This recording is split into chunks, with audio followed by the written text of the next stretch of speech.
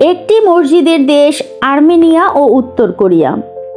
উত্তর কোরিয়ায় ধর্ম পালনে স্বাধীনতা নেই, তাই উত্তর কোরিয়ার সব ধর্মের প্রার্থনালয়ও নেই।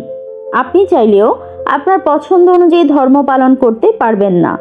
এই কারণে আপনি নর্থ কোরিয়ার সচরাচর কোনো মসজিদ খুঁজে পাবেন না। তবে সমস্ত উত্তর কোরিয়া জুড়ে কেবলমাত্র একটি মসজিদ পাবেন, যার অবস্থান উত্তর কোরিয়ার রাজধানী পিয়ংইয়াং এর ইরানি দূতাবাসের ভিতরে। মসজিদটির নাম আর রহমান মসজিদ। আর রহমান মসজিদ 2013 সালের জানুয়ারিতে শিয়া ইসলাম অনুসারীদের দ্বারা প্রতিষ্ঠিত একটি মসজিদ। ইরানীয় স্থাপত্য শৈলীতে নির্মিত মসজিদটি। এটি উত্তর কোরিয়ার প্রথম এবং একমাত্র মসজিদ হিসেবে বিবেচিত হয়।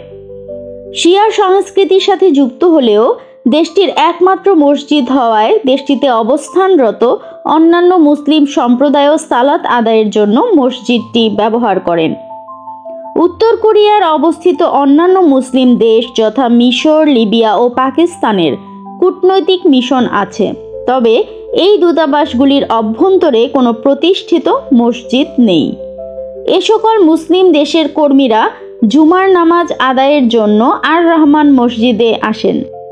আর একটি দেশ হচ্ছে আর্মেনিয়া, যেখানে মাত্র একটি মসজিদ আছে। আর্মেনিয়ার এই মসজিদটির অবস্থান এর রাজধানী ইয়েরেভানে। মসজিদের নাম নীল মসজিদ। নীল মসজিদ আর্মেনিয়ার একমাত্র সক্রিয় মসজিদ। নীল মসজিদটিও ইরানের পৃষ্ঠপোষকতায় নির্মিত এবং শিয়া সংস্কৃতির সাথে যুক্ত। ফলে আর্মেনিয়া ও উত্তর কোরিয়ার বিশ্বের বিরল দুইটি দেশ, যেখানে সুন্নি মসজিদ নেই। যারা এতক্ষণ ভিডিওটি দেখেছেন তাদের প্রতি কৃতজ্ঞতা।